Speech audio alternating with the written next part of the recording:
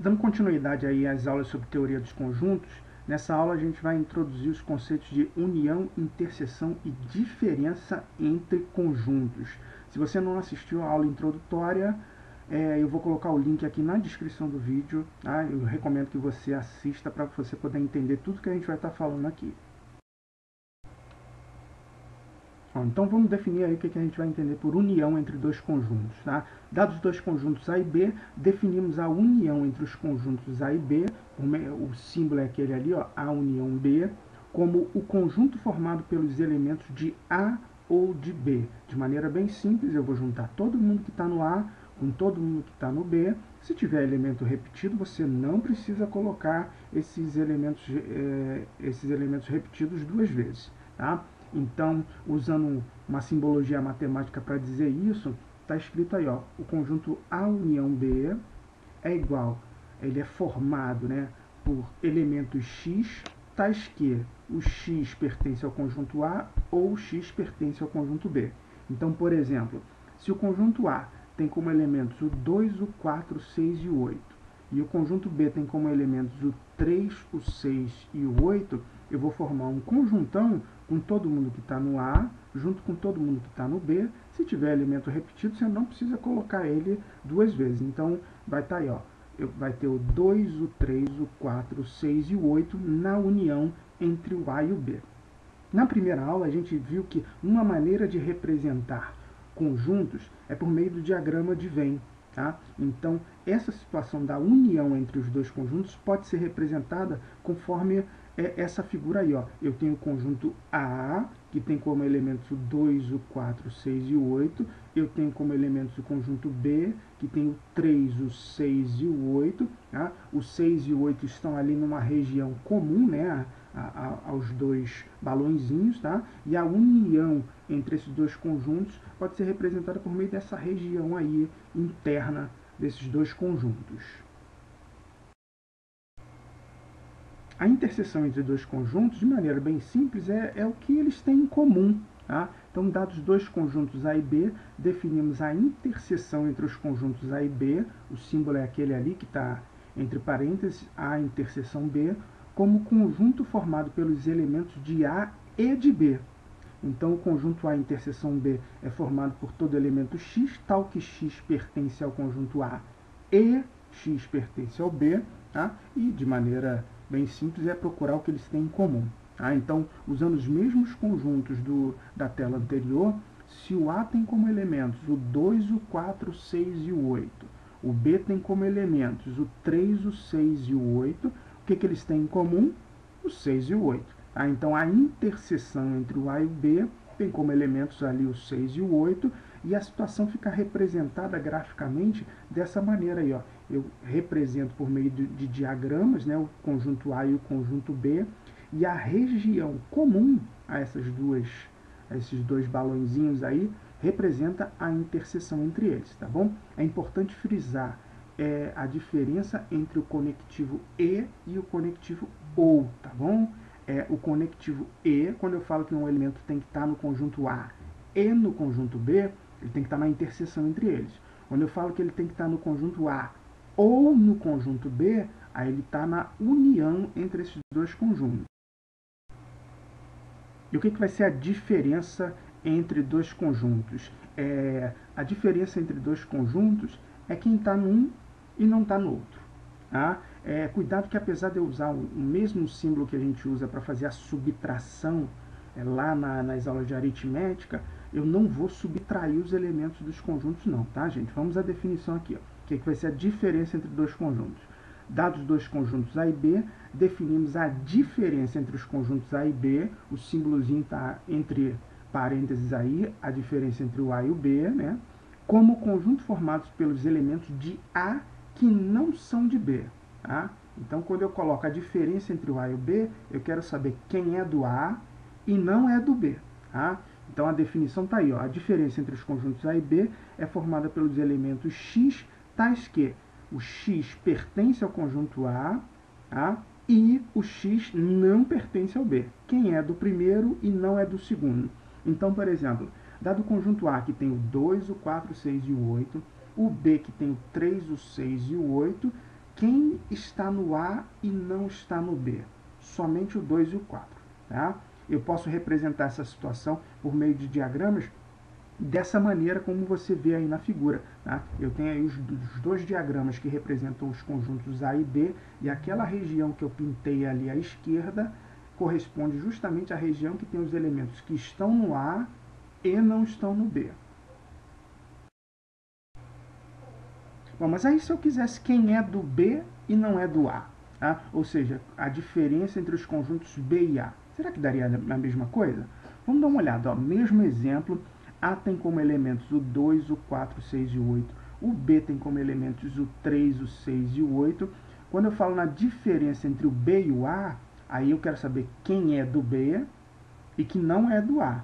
Aí nesse caso só tem um elemento que é o 3. Tá? Se eu fosse representar essa situação por meio de diagramas, estão aí os dois diagramas que representam os conjuntos A e B, e aí a região que contém os elementos que são do B e não são do A, é aquilo que eu pintei ali à direita, ok?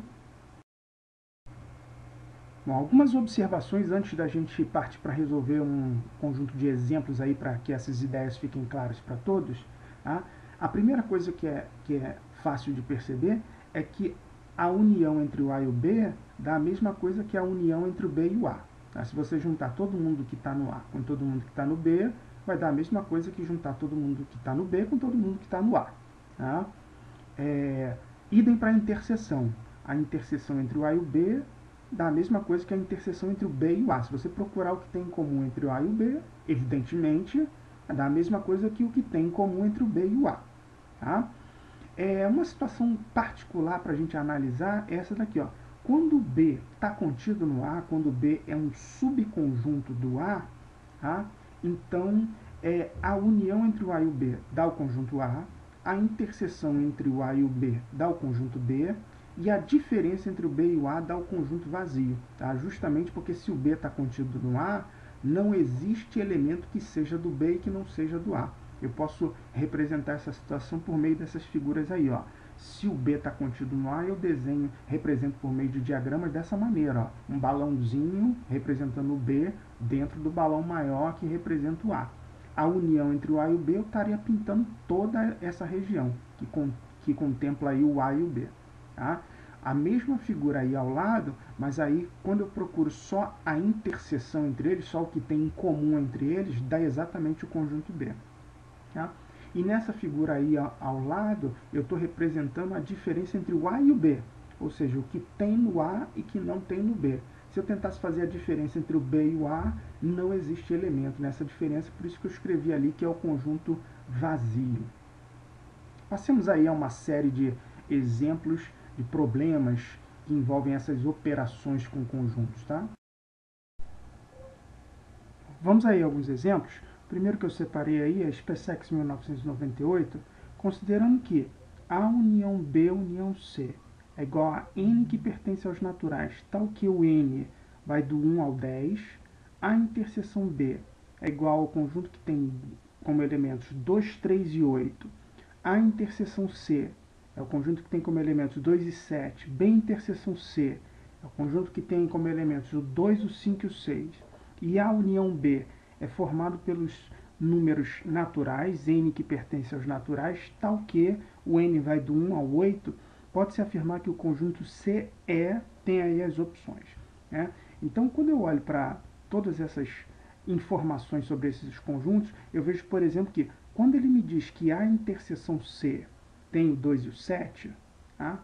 Então significa que 2 e 7 são elementos de A e de C. Significa que no C tem que ter o 2 e o 7.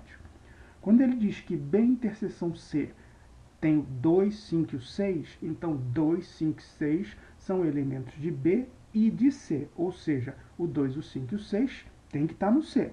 Tá? Então eu já concluo a partir daí que no C tem que ter o 2, o 5, o 6 e o 7. Mas além disso, ele me diz que a união B tem os números naturais do 1 ao 8. E a união B, união C, tem os números naturais do 1 ao 10. Significa que tem dois elementos que são exclusivos do C, que são o 9 e o 10. Tá? Então, no C tem que ter o 2, o 5, o 6, o 7, o 9 e o 10, ou seja, gabarito letra C. O segundo exemplo, prova da EFON, em uma cidade, 50% dos habitantes sabem dirigir automóvel, 15% sabem dirigir motocicleta, 10% sabem dirigir ambos.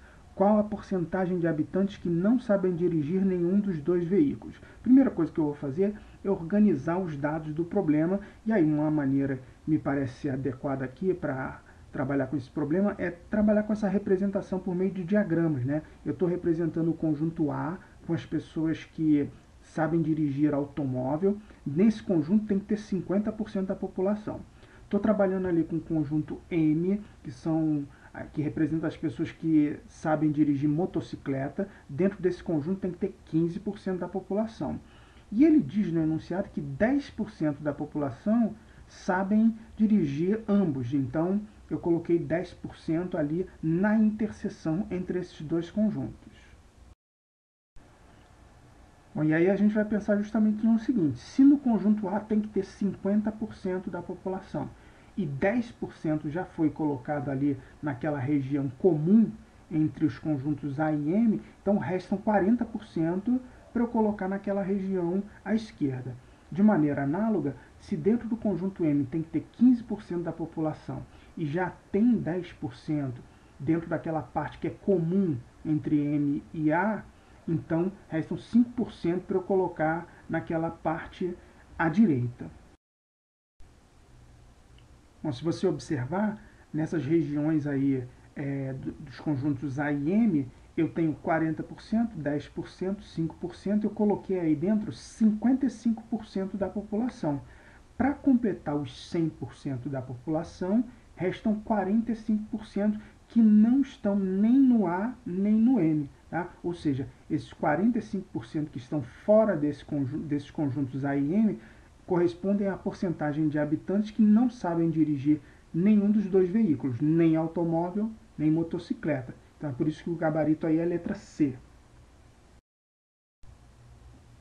Terceiro exemplo dessa aula, questão da AFA 1998, em um grupo com N cadetes da aeronáutica, 17 nadam, 19 jogam basquetebol, 21 jogam voleibol, 5 nadam e jogam basquetebol, 2 nadam e jogam voleibol, 5 jogam basquetebol e voleibol e 2 fazem os 3 esportes. Qual o valor de N, sabendo-se que todos os cadetes desse grupo praticam pelo menos um desses esportes? Então, essa figura que eu coloquei aí ao lado, tá, é uma maneira de você representar problemas que envolvem 3 conjuntos, e nessa configuração aí você consegue enxergar todas as possíveis interseções entre esses 3 conjuntos. Tá? Então eu coloquei ali, ó, N é o conjunto dos cadetes que nadam, B é o conjunto dos cadetes que jogam basquete, V é o conjunto dos cadetes que jogam vôlei, tá? De um total de N cadetes. E aí eu já coloquei uma informação aí nessa figura, que ele disse que 2 cadetes fazem os 3 esportes. Então eu vou colocar esse número 2 na interseção entre os conjuntos N, B e V. E aí a gente vai ver como é que a gente preenche esses espaços vazios nesse diagrama com base nas informações do enunciado. Então vamos lá. 5 jogam basquetebol e voleibol, ou seja, tem que ter 5 cadetes na interseção entre B e V. Como já tem 2, faltam 3 para eu colocar ali na interseção entre o B e o V. Coloquei o número ali que estava faltando. Tá? 2 nadam e jogam voleibol.